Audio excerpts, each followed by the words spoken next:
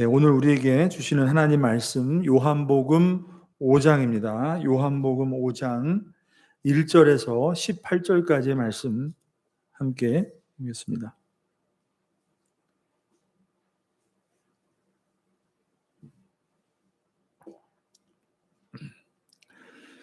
요한복음 5장 1절에서 18절 말씀 찾으셨으면 제가 봉독하도록 하겠습니다. 그 후에 유대인의 명절이 되어 예수께서 예루살렘에 올라가시니라. 예루살렘에 있는 양문 곁에 히브리 말로 베데스다라 하는 못이 있는데 거기 행각 5이 있고 그 안에 많은 병자, 맹인, 다리 저는 사람, 혈기 마른 사람들이 누워 물의 움직임을 기다리니 이는 천사가 가끔 못에 내려와 물을 움직이게 하는데 움직인 후에 먼저 들어가는 자는 어떤 병에 걸렸든지 낫게 되미러라. 거기 38해 된 병자가 있더라. 예수께서 그 누운 것을 보시고 병이 벌써 오래된 줄 아시고 이르시되 내가 낫고자 하느냐. 병자가 대답하여 하되 주여 물이 움직일 때에 나를 못에 넣어주는 사람이 없어 내가 가는 동안에 다른 사람이 먼저 내려가나이다. 예수께서 이르시되 일어나 내 자리를 들고 걸어가라 하시니 그 사람이 곧 나아서 자리를 들고 걸어가니라. 이 날은 안식일이니 유대인들이 병 나은 사람들에게 이르되 안식일인데 내가 자리를 들고 가는 것이 옳지 아니하니라.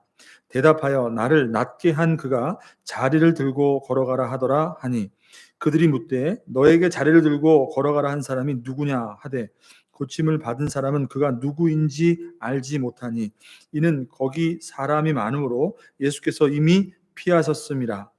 그 후에 예수께서 성전에서 그 사람을 만나 이르시되 보라 내가 나았으니 더 심한 것이 생기지 않게 다시는 죄를 범하지 말라 하시니 그 사람이 유대인들에게 가서 자기를 고친 이는 예수라 하니라.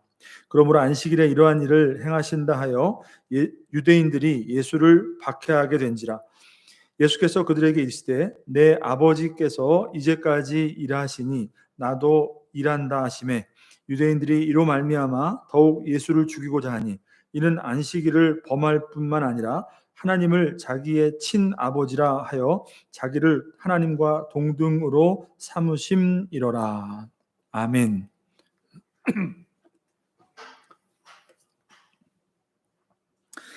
자, 여러분 오늘 우리가 함께 이제 살펴볼 5장의 말씀이죠. 오늘 5장의 말씀을 보게 되면 예수님께서 베데스다 그 못에서 38년 된 병자, 그 병자를 고치시는 그 이적의 사건을 기록하고 있는 말씀입니다.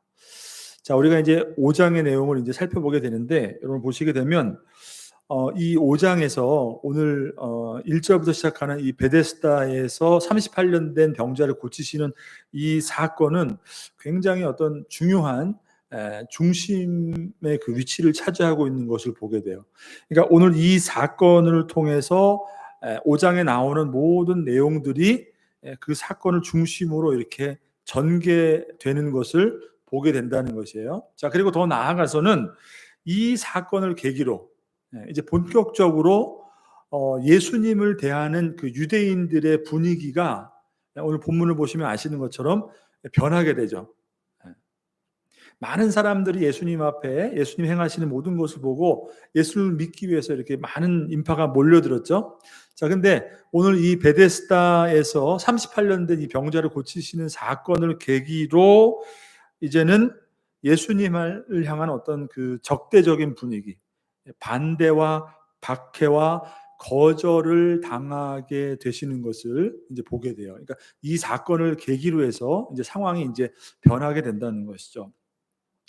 자, 여러분 왜 그렇게 될까요? 왜 사람들이 예수님을 이 사건을 계기를 통해서 반대하게 되고 예수님을 박해하게 되고 거절하게 될까요? 이유는 다른 것이 아니에요. 이 사건의 의미, 베데스다에서 그 연못에서 38년 된 그 병자를 고치시는 그 사건을 보고도 그 사건이 도대체 무엇을 의미하는가, 이것을 온전히 깨닫지 못했기 때문에 오히려 예수님을 어떻게 해요? 반대하고 거절하고 박해하는 이런 상황으로 이제 변하게 된다는 것이죠. 자, 그렇기 때문에 오늘 우리가 이 본문의 말씀을 보면서 우리도 마찬가지예요. 자, 그렇다면 이 베데스다에서 이 병자, 38년 된 병자를 고치시는 이 이적의 사건, 이 놀라운 사건인데 이 사건이 도대체 무엇을 의미하는 것인가? 본질적으로 무엇을 의미하는 사건인가? 예수님께서 왜 38년 된 그 병자를 고쳐주셨을까? 라는 것을 우리가 살펴보자는 것이죠. 자, 그러니까 단순히 병을 고치시는 어떤 그 이적의 사건, 눈에 보이는 그런 이적의 사건을 넘어서 그 속에 예수님이 의미하고 목적하신 바가 있었다는 것이죠. 자, 그래서 요한복음에는 여러분 이러한 이적들, 예수님이 행하시는 많은 기적들, 이러한 것들을 어떤 표면적인 어떤 현상을 넘어서 그 속에 그것을 가리키고 있는, 그 기적을 통해서 가리키고 있는 어떤 본질적인 의미 또는 진리를 가리키고 있다, 표적하고 있다. 우리가 첫 시간에 한번 살펴봤죠. 그렇기 때문에 요한복음에 나오는 모든 이적의 사건들을 우리가 뭐라고 부르냐면 표적이다 이렇게 부른다는 거예요. 그것이 그 기적이 사인하고 있는 바가 있다라는 것이에요. 겉으로 드러나는, 눈에 드러나는 어떤 현상에서 머무르는 것이 아니라 그 이적을 통해서 무언가 예수님이 사인을 하고 있다는 것이에요. 그러니까 오늘 이 베데스다에서 38년 된 병자를 고치시는 이 사건도 표적이라는 것이에요, 여러분. 표적. 자, 그렇기 때문에 처음에 말씀드렸던 것처럼 요한복음에는 여러분 기억나세요? 총 몇 개의 표적이 나온다고 그랬죠? 몇 개였죠? 7개. 7개의 표적이 나온단 말이에요. 자, 이 7개의 표적은 그러니까 이 이적의 사건을 통해서 결국 그 이적의 본질은 과연 무엇인가? 이 이적을 행하시는 예수님이 과연 진짜 누구신가? 이것을 보여주시고자 한다는 것이에요. 그래서 결국은 예수님을 향한 참 믿음을 우리에게 주시기 위함이다. 그 이적을 통해서 예수님이 어떤 분인가를 분명하게 나타내므로 우리가 그 이적을 통해서 그 이적에만 눈이 쏠리는 것이 아니라 예수님이 이런 분이시구나. 그러므로 말미암아 예수님을 향한 참 믿음을 우리에게 주시기 위해서 그 이적을 행하신다는 것이에요. 그게 표적이라는 것이에요. 자, 그런데 사람들이 이 표적을 표적으로 바라보지 않는다는 거예요. 문제는 뭐로 바라봐요? 그냥 기적으로 바라본다. 사람을 고치고 38년 된 병자가 일어나고 그러니까 어떻게 해요? 나도 고쳐주세요. 나도 고쳐주세요. 이런 이적으로만 바라본다는 거예요. 표적으로 바라보지 못하고. 자, 그렇기 때문에 표적을 보고도 알아보지 못하고 오히려 무지한 반응을 보이더라는 것이에요. 참된 믿음을 오히려 갖지 않는다는 것이에요, 사람들이. 자, 그래서 요한복음을 이렇게 보다 보면 그 7가지의 표적을 주시면서 예수님이 항상 그 무지한 반응을 보시면서 결국에는 그것이 의미하는 바가 무엇인지 예수님이 항상 강론을 해주신다고 그랬어요. 뭐냐면 설교를 해주신다. 그러니까 표적 다음에는 항상 예수님의 말씀이 나와요. 예수님의 말씀이 표적을 해석해주는 예수님의 말씀이 뒤따라온다는 것이에요.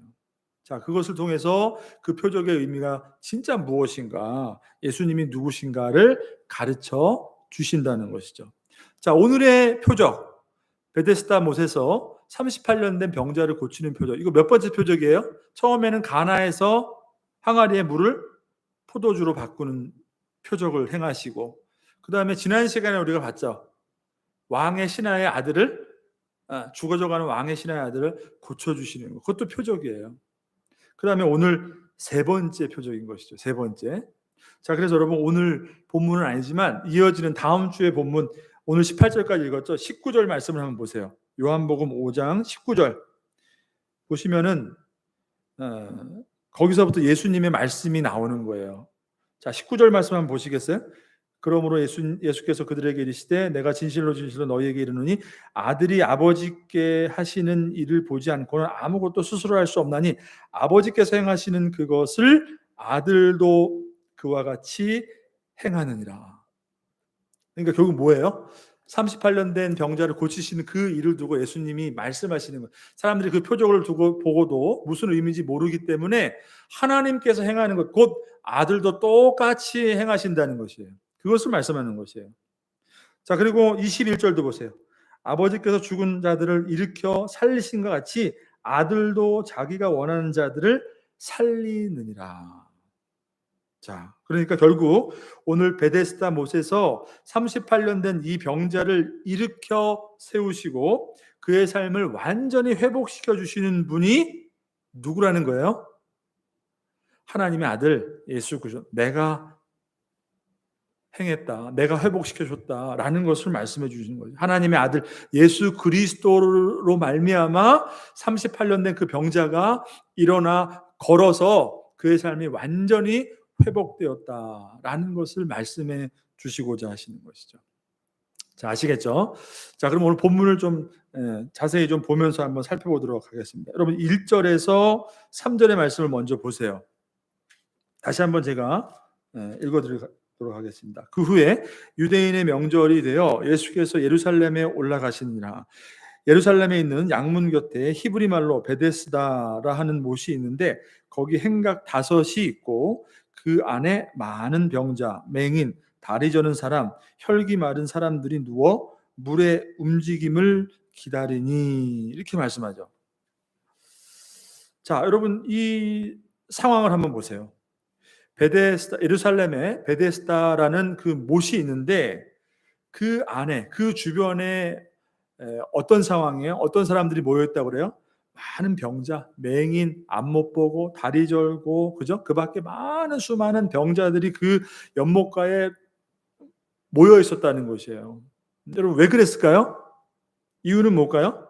어떻게 하든지 자신이 지금 앓고 있는 그 병을 고치기 위해서 그 베데스다 연못가에 모여 있었던 것이에요. 그럼 도대체 그 연못이 뭐길래 그 연못가에 많은 병자들이 이렇게 모여 있냐는 것이에요. 그죠? 자, 3절하고 4절 말씀을 다시 한번 보시면 3절 하반절에 뭐라고 말씀하죠? 물의 움직임을 기다리니 이렇게 나오죠. 물의 움직임을 기다리니 4절 이는 천사가 가끔 못에 내려와 물을 움직이게 하는데 움직인 후에 먼저 들어가는 자는 어떤 병에 걸렸든지 낫게 되밀어라. 이런 참 희한한 얘기예요. 뭔지는 모르지만 자, 이 어떤 고대의 그 자료들을 이렇게 보게 되면 그 베데스다 못의 그 물 색깔이 아주 붉은색이었다고 그래요. 그러니까 그냥 일반 물이 아니라 뭐겠어요? 어떤 성분이 함유된 어떤 특별한 그런 물이겠죠. 그러니까 간헐천, 어떤 그런 온천이기 때문에 사람이 물을 퍼다 넣은 것이 아니라 이 땅 아래서부터 이 샘의 근원이 있어서 물이 이렇게 유입되는 그런 간헐천이었다고 해요. 그러니까 그냥 일반 물이 아니라 우리도 온천에 가면 어떻게 해요? 무슨 온천은 무슨 뭐가 함유되어 있기 때문에 들어가면 뭐 피부가 낫고 뭐 그런 거 있죠, 그죠? 그러니까 아마 그런 거예요. 그러니까 물이 아래서부터 샘의 근원으로부터 물이 탁 유입이 되면 어떻게 됐어요? 물이 벌컥하고서 이렇게 움직일 거 아니에요. 그러니까 그 안에 물에 들어갔더니 사람이 낫더라는 거야. 그때부터 그런 어떤 어떻게 보면 미신일 수도 있고 어떤 믿음이겠죠. 그 사람들만의. 그러니까 물이 이렇게 동할 때, 물이 움직일 때 제일 먼저 들어가는 사람은 어떤 병이더라도 낫더라. 그러니까 어떻게 보면 참 말도 안 되는 걸 수도 있지만 어떤 그런 물의 어떤 효능이 있었기 때문에 실제적으로 나올 수는 있지만 그러니까 많은 사람들이 그 베데스다 연못에 대한 그런 믿음을 가지고 여러 가지 지금 병을 앓고 있는 병자들이 그곳에 모여서 뭐 하고 있는 거예요? 물이 움직이면 그것도 어떤 자연적인 현상이 아니라 천사가 내려왔다. 그러니까 그 물에 능력이 있기 때문에 내가 먼저 들어가면 나을 수 있다.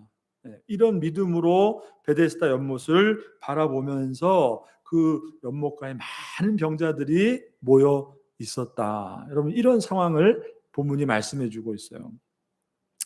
자, 그런데 여러분 중요한 것은 거기에 오늘 우리가 살펴보게 될 38년 된 병자, 그가 한 사람이 누워 있었다는 것이에요. 자, 여러분 이 베데스다 이 연못가를 한번 생각해 보세요. 그곳에는 성한 사람이 한 사람도 없죠. 그죠? 다 병자들만 가득했어요. 수많은 병자들이 어떻게 하든지 자신의 병을 낫기 위해서 우리가 생각하기에는 어떻게 보면은 그 믿음이 너무나 어리석어 보여요. 그 우물이 뭐길래 그것도 제일 먼저 들어가는 사람이 모든 병이든 다 낫는다는 그 믿음을 가지고 그 우물이 움직이는 것만을 뚜렷이 바라보고 있었다는 것이에요. 자, 여러분 너무나 안타까운 모습이죠. 그죠? 너무나 안타까운 모습이에요. 자, 근데 거기에 38년 된 병자가 있었다는 것이에요. 여러분, 38년이라는 것은 여러분 어떤 걸까요? 그만큼 그의 병세가 어땠다는 거예요? 38년 동안 낫지도 않고. 여러분, 그가 고쳐보려고 하지 않았을까요? 써보지 않은 약이 있을까요? 없을까요? 모든 약을 다 써보고 모든 시도를 다 해보고 안 가본 데가 없을 것이고 모든 방법을 다 동원했을 거란 말이에요. 그럼에도 불구하고 38년 동안 누워서 꼼짝할 수 없었다. 여러분 그의 병세가 도저히 나을 수 있는 그런 병세가 아니라 소망이 없다는 것을 우리에게 말씀해 주고 있죠. 어쩌면 여러분 낫고자 하는 그런 어떤 의지도 다 상실해 버린 채 그냥 누워만 있었는지도 모르겠어요. 여러분 너무 고통 가운데 있으면 해도 안 되면 여러분 어떻게 해요? 포기하고 방법이 없구나. 그냥 이렇게 살아야 되나 보다. 여러분 그럴 때가 있지 않아요? 그죠? 38년 동안 여러분 움직이지 못하고 그냥 그 자리에 누워 있는 사람의 이 상태가 어떻겠어요? 그런데 그럼에도 불구하고 그 연못가에 누워 있는 거예요. 방법이 없지만 소망이 없지만 의지도 없지만 그래도 남은 한 가지 방법이 뭐예요? 물이 움직이면 어떻게든지 그 안에 들어가서 나아 보려고 그 물이 움직이는 그 움직임만을 기다리면서 바라보고 있었고 그거 그 사람이 할 수 있는 유일한 방법이었던 거예요. 그게 바로 그가 붙든 소망이었어요. 여러분 어때요? 소망이 있어요, 없어요? 될 것 같아요, 안 될 것 같아요? 참 여러분 안타까운 모습이죠. 그러니까 우리가 이 베데스다 연못가의 오늘의 이 모습을 우리가 이렇게 잘 주목할 필요가 있다는 것이에요. 자, 근데 중요한 것은 그런 그에게 그런 38년 된 병자에게 오늘 도저히 일어날 것 같지 않은 놀라운 기적이 일어났던 거예요. 여러분 어떤 기적입니까? 어떤 기적이에요? 그냥 우물만 뚫어지라 쳐다보고 있던 그에게 갑자기 예수님이 먼저 다가오셨다는 거죠. 예수님이 먼저 다가오셨어요. 오늘 본문을 보시면 예수님께서 그를 보시고 뭐라고 말씀하세요? 그의 병이 이미 오래된 것을 아시고 그에게 먼저 물어보셨다. 그렇게 말씀해요. 이미 그를 아신 거예요. 그가 어떤 병인지, 도저히 고칠 수 없는 그 병, 도저히 소망이 없는데도 너무나도 엉뚱하게 그 우물을 쳐다보면서 신락 같은 그 희망을 붙들고서는 그래도 그 소망을 붙들고 우물가에 세월을 보내고 있는 예수님이 그를 알아보셨다라는 거예요, 여러분. 그리고 그에게 한마디 말씀하시죠. 뭐라고 말씀합니까? 내가 낫고자 하느냐. 내가 낫고자 하느냐. 여러분 거기 수많은 병자들이 있었을 거예요. 수많은 아픈 사람들. 어쩌면 그보다 더 병세가 심한 사람이 있을 수도 있었겠고, 그죠? 아무튼 수많은 병자들이 있었는데 유독 그 많은 사람 가운데에서 예수님이 딱 한 사람 택하신 것이 38년 된 그 병자라는 거죠.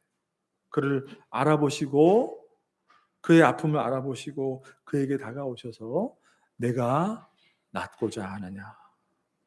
여러분 이 말씀을 주셨어요. 여러분 세상에 많고 많은 사람 중에 여러분, 세상에 많고 많은 사람 중에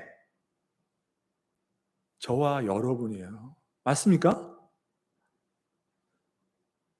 여러분, 하나님이 우리를 사랑하시고 하나님이 저와 여러분을 구원하셨다면 누구나 갈 수 있는 길, 누구나 다 하나님이 부르시는 그 길에 나도 그렇게 가는, 여러분, 그런 길을 우리가 가고 있습니까? 우리가 그런 은혜를 받았나요? 누구나 앉을 수 있는 이 자리에 여러분 앉아 계신 거예요? 그렇지 않아요. 많고 많은 사람 가운데 하나님이 우리를 알아보신 거예요. 저와 여러분의 인생의 고통과 아픔과. 사실 여러분, 이 38년 된 이 누워 있었던 이 병자, 이 사람은 바로 다른 사람이 아니라 이 자리에 앉아 있는 저와 여러분인 줄 여러분 믿으시길 바랍니다. 우리들이에요, 우리들. 주인공은 바로 우리예요. 그 많고 많은 사람 중에 예수님이 우리의 삶 가운데 다가오셔서 우리를 너무나도 잘 알고 계세요. 우리에게 무엇이 필요한지 너무나도 잘 알고 계시는 그 주님께서 우리에게 물어보시는 거예요. 뭐라고요? 내가 낫고자 하느냐. 여러분, 얼마나 놀라운 일입니까, 여러분? 자, 그런데 오늘 이 본문을 보게 되면 그 예수님의 질문을 들은 이 병자가 여러분 뭐라고 대답을 합니까? 예수님, 내가 기다렸습니다. 맞고 싶어요. 예수님을 믿습니다. 여러분 이렇게 했어요? 사실 오늘 본문을 보게 되면 어떤 그런 믿음은 확인되지는 않아요. 보통 사복음서에 보게 되면 예수님께서 항상 병자를 고치실 때 그에게 뭘 확인해요? 믿음을 확인해요. 그리고 내 믿음이 너를 낫게 하였다. 이 말씀을 주시는데 사실 오늘 이 본문을 보면 그렇게 그 치유를 고쳐주시지는 않아요, 사실. 그러니까 이 본문을 통해서 믿음이 낫게 한다. 어떤 그 믿음의 법칙을 우리에게 말씀하시고자 하는 그런 말씀은 아닌 것 같아요. 거기에 초점이 있는 것은 아니고 그가 붙들어도 소망이 없는, 그렇지만 그에게는 그것밖에 없어서 신랑 같은 희망으로 붙들고 있는 그에게, 그래서 예수님이 누군지도 알아보지 못해요. 나중에 고침을 받았지만 사실은 유대인들이 그에게 물어보죠. 이거 누가 너 고쳤어? 누가 이거 상 들고 가라고 그랬어? 그러니까 누군지 몰라요, 사실은 이 사람이. 저 사람이 나에게 그냥 다른 건 모르겠고 저 사람이 나에게 이 상을 들고 가라고 명령했습니다. 나중에 가서 성전에서야 다시 예수님을 만나서 그분이 예수님이라는 것을 알게 되고, 예수님이 뭐라고 말씀하세요? 이제 더 이상 더 심한 병이 들지 않도록 죄를 짓지 말아라. 그에게 구원이 임하였음을 예수님이 선포해 주시죠. 그때서야 그 38년 된 병자가 예수님의 존재를 알아보고 그 다음에 유대인들에게 다시 가서 어떻게 해요? 그가 바로 예수님이었습니다 라고 고백을 한단 말이에요. 사실은 나중에 알게 돼요. 그러니까 중요한 것은 뭐예요? 너무나 소망이 없는 그 38년 된 병자에게 예수님이 찾아오심으로 어떤 방법으로도 고칠 수 없었고 그가 어떤 방법으로도 찾을 수 없었던, 회복할 수 없었던 그의 삶을 38년 동안 누워서 일어날 수 없었던, 망가져 있었던 그 삶을 누가 고쳐주시고 회복시켜 주셨다는 것이에요? 예수님. 예수님이 찾아오심으로. 여러분 너무나도 분명한, 그죠? 해답을 우리에게 주시고 있는 것이에요. 38년이니까 여러분 그 주변에 있는 모든 사람들이 그를 모를 리가 없었을 거예요. 그러니까 그의 병세는 도저히 인간의 힘으로 나을 수 없는 병세이기 때문에 여러분 많은 사람들이 그가 벌떡 일어나서 그 상을 걷어가지고 걸어가는 것을 보고 얼마나 놀랐을까요, 여러분? 여러분, 저와 여러분의 삶에 유일한 해답은 뭐예요? 바로 예수님인 것입니다. 여러분 믿으시기 바랍니다.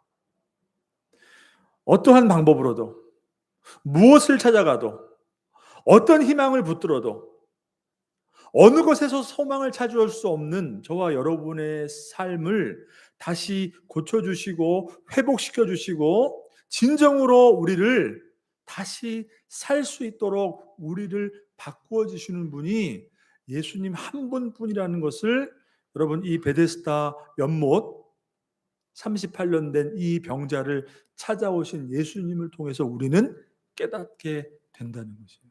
여러분, 이 예수님을 만나시는 주인공이 되시기를 주님의 이름으로 축복합니다.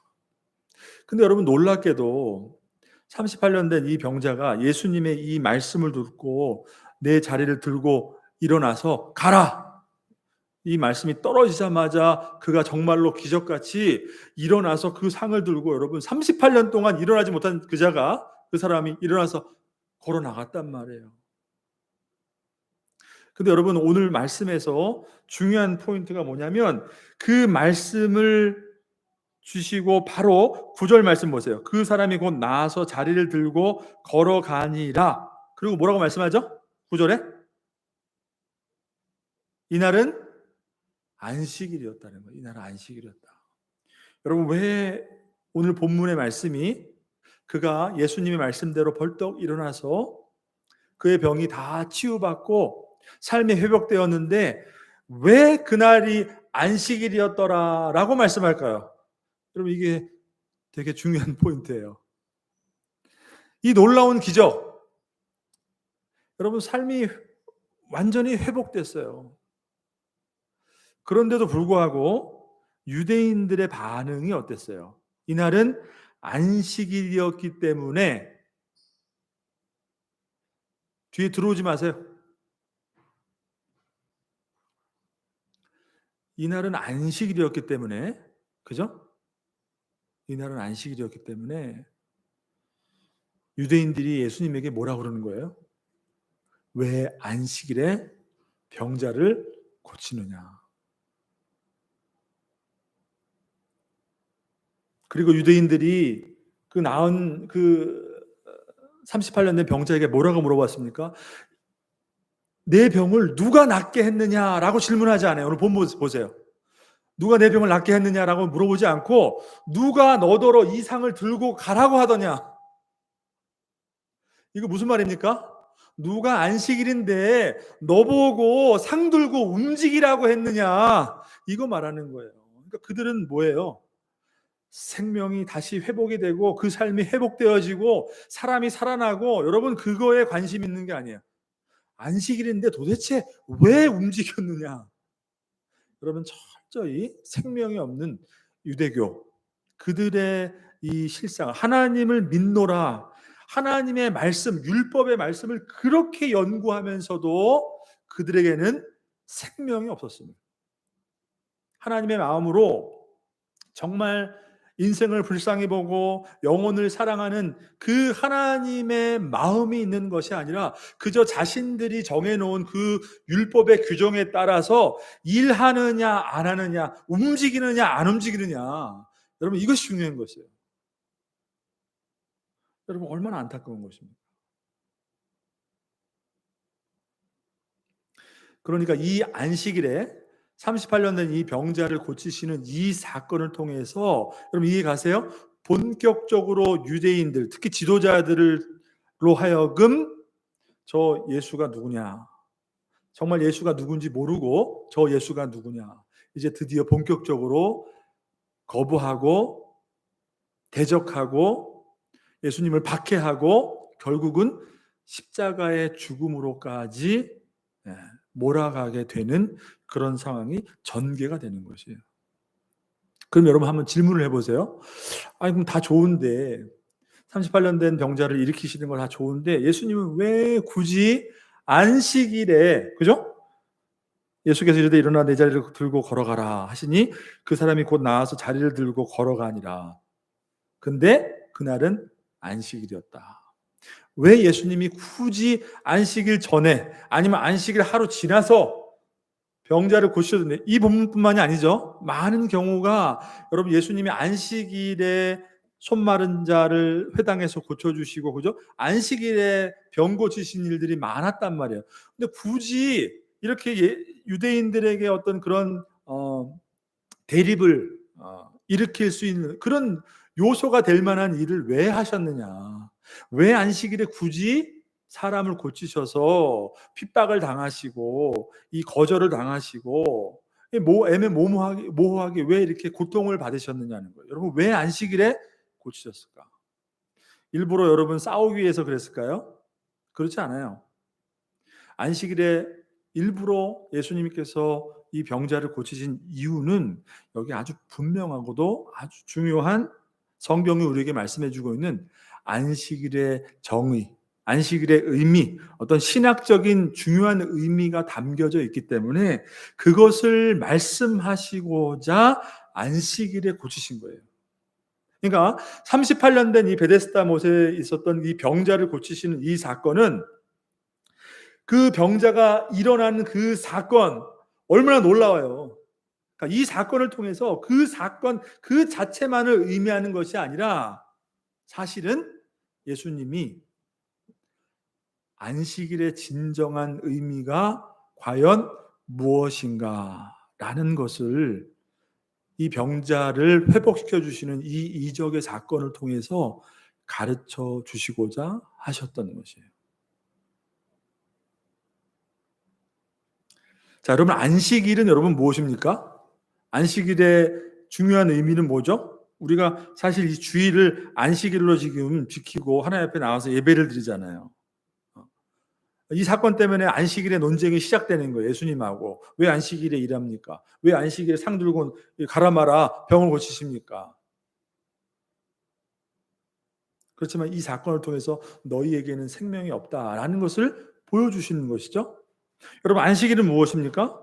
성경에 보니까 하나님이 창조하셔서 모든 것을 하나님의 뜻대로 완전하게 완벽하게 창조하신 다음에 그 창조된 후에 하나님의 안식의 명령을 주셨단 말이에요. 첫 번째는. 그리고 신명기에 또 보면은 이 안식일의 명령을 또 어떻게 주셨어요? 출애굽의 구원의 사건을 통해서 그 다음에 십계명을 주실 때, 그때는 그 구원의 사건을 통해서 안식일의 명령을 주셨단 말이에요. 연결이 돼요, 사실은. 일맥상통하는 거예요. 하나님의 그 창조, 하나님의 그 완벽한 그 창조, 하나님이 창조하시고 뭐라고 말씀했어요? 보기에 심히 좋았더라.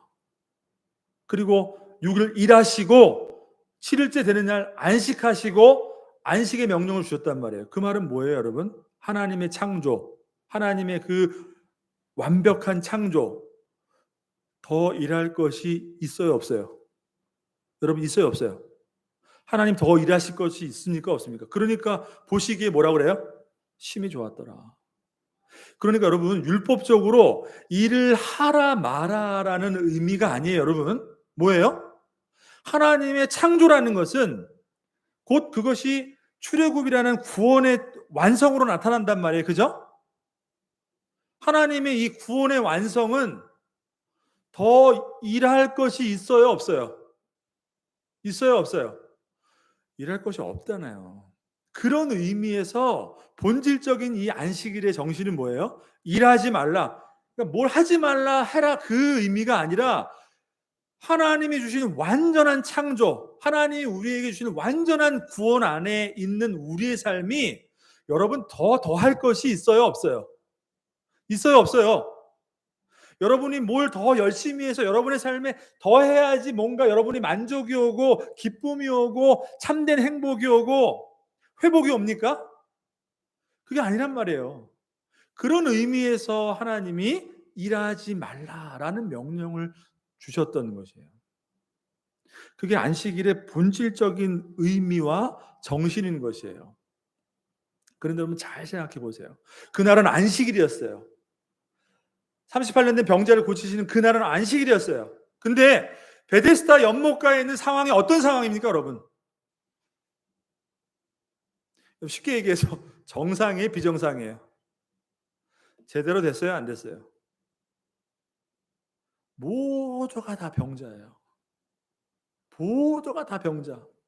자기의 힘으로는 스스로 고칠 수 없는 고질적인 병을 다 가지고, 그래도 그들이 어떻게 왔어요? 그래도 살아보겠다고, 그래도 고쳐보겠다고, 그리고 베데스다 연못에 다 모여서 뭐 하고 있어요? 그들이 살 수 있는 유일한 방법은 뭐예요? 연못이 움직이는 거예요. 연못이. 연못이 움직일 때 그나마 내가 제일 먼저 1등으로 들어가야지 내가 사는 거예요.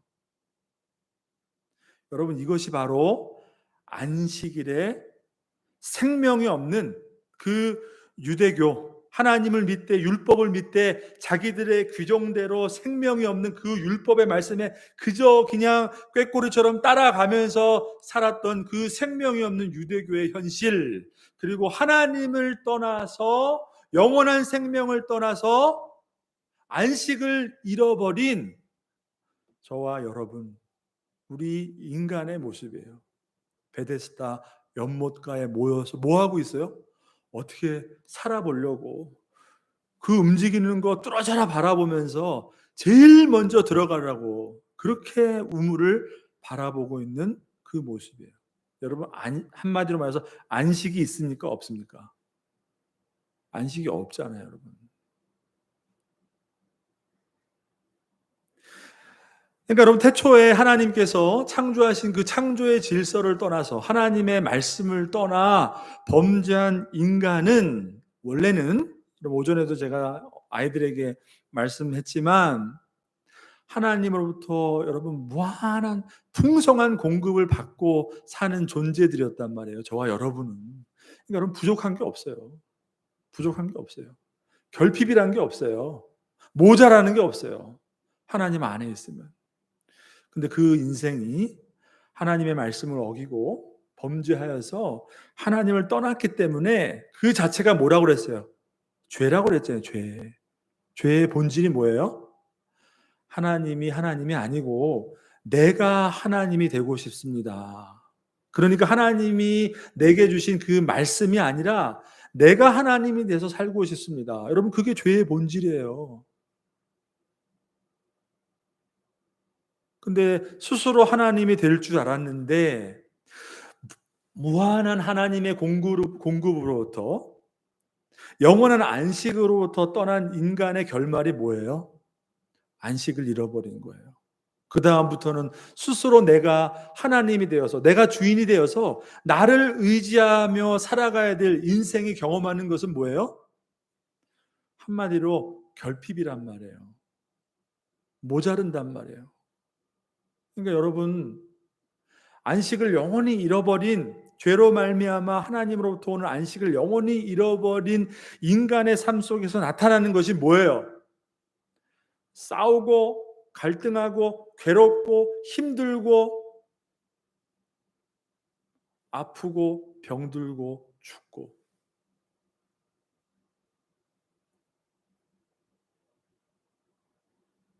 여러분의 삶의 모든 원인이 여러분 어디로부터 오는지를 알아야 돼요. 어디로부터 와요? 하나님 없음이에요. 하나님 떠나 있음이에요. 그게 죄의 본질이에요. 내 안에 있는 죄의 본질. 어떻게 살았어요? 여러분 멋있게 살았잖아요. 여러분이 주인이 돼서.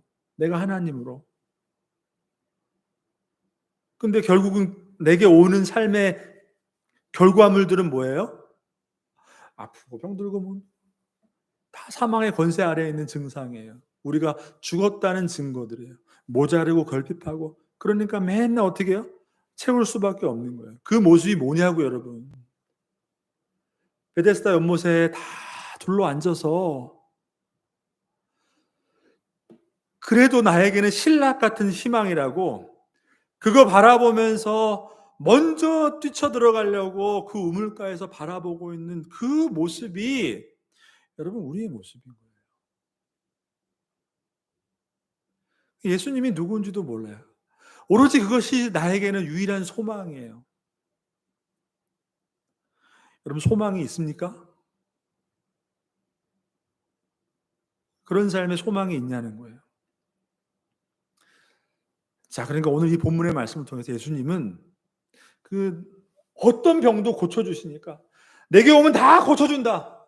여러분, 그 표면적인 그런 기적이 아니에요. 우리가 하나님을 떠나서는 도저히 회복할 수 없는 그 하나님으로부터 오는 그 영원한 안식, 그 안식을 잃어버린 그 삶의 모습이 무엇인지 베데스다 그 연못의 모습을 통해서 우리에게 말씀해 주시는 거지. 그리고 그 삶을 고쳐주시고 치유하시고 회복시켜 주실 수 있는 유일한 분이 누구라는 거예요? 예수 그리스도예요. 내가 원하지도 않았어요. 내가 알지도 못했어요. 근데 그분이 저와 여러분의 삶 가운데 찾아오셨음을 여러분 믿으시길 바랍니다. 믿으시길 바랍니다. 근데 왜 여러분 다른 거 바라보고 있어요?